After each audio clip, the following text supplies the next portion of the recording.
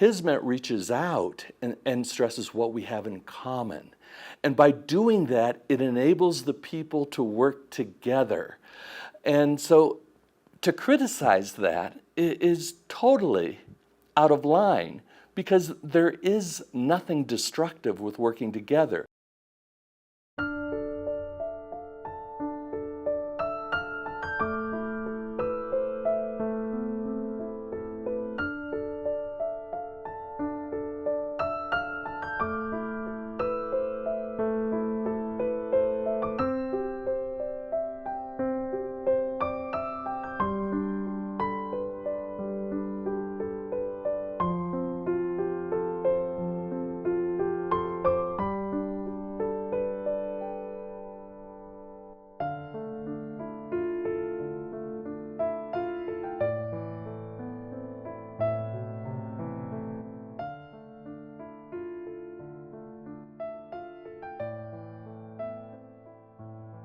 It's Tim Danahey, and I have an internet radio show called The Tim Danahey Show that can be accessed through danahey.com. The Hizmet movement is, my exposure has been through the Mosaic Foundation, and I've met a number of people. I have covered the story in many different ways, and I'm fascinated by its tenets. That the access to education, the importance of education, the kindness, the absence of politics, and the advancement of interfaith understanding. I'm so pleased to see them doing that, and as a result, they've earned a great respect from me for their work. I'm very impressed with Hizmet. Fethullah Gülen, I've seen a few stories. You know, you see the 60-minute story. You see some things that may be published in the media, and I question whether I have been presented an accurate story in the media. However, when I look at what he has written and what has been told to me directly by people within the Hizmet movement, I've been very impressed by what he advances. Again, the education, the absence of politics, of the empowerment of women, and a kinder interpretation of Islam. These are things that I think are very important that people understand, because when we can understand the various cultures, well, we're all that much better and we're able to work together. It's Turkey's location within the world and its history of being a secular nation, respecting all religions, and Fethullah Gülen advancing that and being in the center of so many conflicts and so many economic situations, global strife, accepting in Turkey the refugees from so many conflicts, the history of kindness, and with Fethullah Gülen advancing that and promoting it and increasing global awareness of these efforts, really integrates Turkey into a global community. And I think that the opportunities for friendship, not only between the United States and Turkey, but through Christianity and Islam, the Baha'i faith, Judaism, all of them, I think that Fethullah Gülen and the Hizmet movement facilitates that kind of peaceful cooperation. It's a beautiful movement. The Hizmet movement represents Islam in a very important way for Americans to understand, because the Hizmet movement represents Islam in a very kind manner, a spiritual manner, not necessarily so adherent to the structure or the literal translation of perhaps the Qur'an. But Hizmet makes Islam accessible to people, and it breaks down the fear that does not need to be there. And so that's what Islam does. Hizmet does. It empowers Islam and makes it non-threatening to the world. A very important feature that does not get conveyed much in the United States. The Hizmet movement has presented itself far more effectively than any other movement that I have seen in the world. The mere fact, organizations like the Mosaic Foundation, by supporting schools, by supporting efforts globally that are consistent with the beliefs of Hizmet, they have taken Islam out of the Middle East, and they have presented it in a very positive manner throughout the world. They've done more for Islam than many organizations I have encountered. We are a global community, and so Hizmet encouraging the dialogue between Islam and the many faiths throughout the world, it's important because what it stresses is what we have in common. Whereas many faiths around the world tend to identify themselves for what separates us and what makes us different or what makes us right individually, Hizmet reaches out and stresses what we have in common. And by doing that, it enables the people to work together. And so to criticize that is totally out of line, because there is nothing destructive with working together. There is a respect about every person's faith. There is a respect for what every person does and what their beliefs are.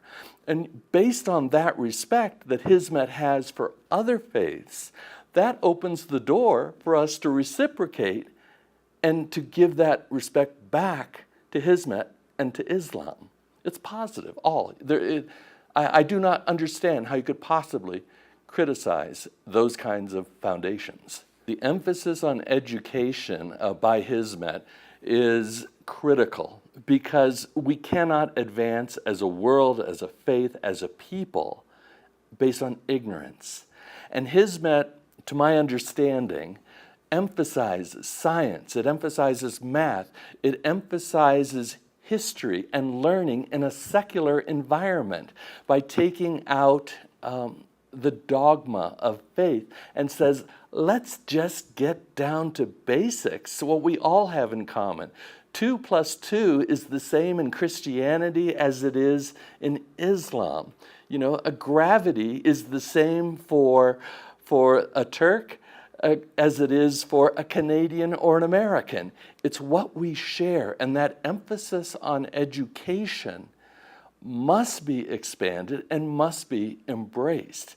So philosophically, the reason I can be so enthusiastic about the work of Hizmet is their emphasis on education. It's something upon which everything that Hizmet does and what the world can do based on education. I believe just about every faith says judge a person by his fruit, by his results, by his efforts. So to attach a label of Hizmet or Islam to charitable works such as fighting poverty worldwide is an injustice to every faith. I think it's important that we not append the label of Islam to it, because what that does in an ignorant society, in a society that does not value education, is that introduces an element of fear or suspicion. And through the Hizmet movement, since it is secular in its orientation and focused on the achievement of good works, it should be promoted. There's no fear there. In fact, it should be embraced and you say thank you, and then once the poor have been helped, perhaps they can help back. On my radio show, what we try to do is a couple of things. We cover things in Turkey. We cover Islamic issues because they are not fairly nor adequately covered in the United States. Simultaneously, my radio show covers things in the United States that perhaps people in Turkey or around the world may not be aware of what's happening here. It's something that we value education, we value interaction. My show is designed to be a conduit for that learning, both ways, and to build the bridges. So if we can build bridges between the United States and Hizmet, between the United States and Turkey, between Christianity and Islam, between Islam and the Baha'is, it's just building bridges and learning. That's what this show is about. And so that's our impression of working with Hizmet. We share the same beliefs and we share the same curiosity about each other and what we stand. Whenever we take a look at the present Turkish government's attitudes towards Hizmet and to blame Hizmet and to associate it with a parallel government, there's kind of a sadness there, because one of the things about history is we can look back and we can look at unjust regimes, unjust governments. And unfortunately, people are inflamed by nationalism. You know, the Germans said the Jews were the source of the problems. You know, in America, we blame the Muslims. You know, throughout the world, you know, if it comes down to jobs, you know, Americans don't like the Chinese. The Vietnamese don't like the Chinese right now. And it just seems to go all over the world how we all need someone to hate to motivate us and to justify us. And to see a government using hate and using fear in order to justify its insecurities, it's a sad situation. Instead, one would think that any government would embrace any organization, such as Hizmet, that promotes service, education, and what's good for the people. For a government to suppress an organization, it's unjust. A government should never fear this kind of platform or effort.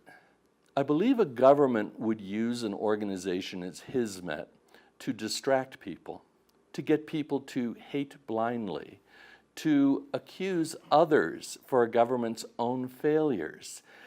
These are common tactics used throughout history. It's a playbook that unjust governments use. And so it's important that we continue with the path of education, that we continue with the path of kindness. There will be no violent revolution. There will be no outrage, no rising up against any government.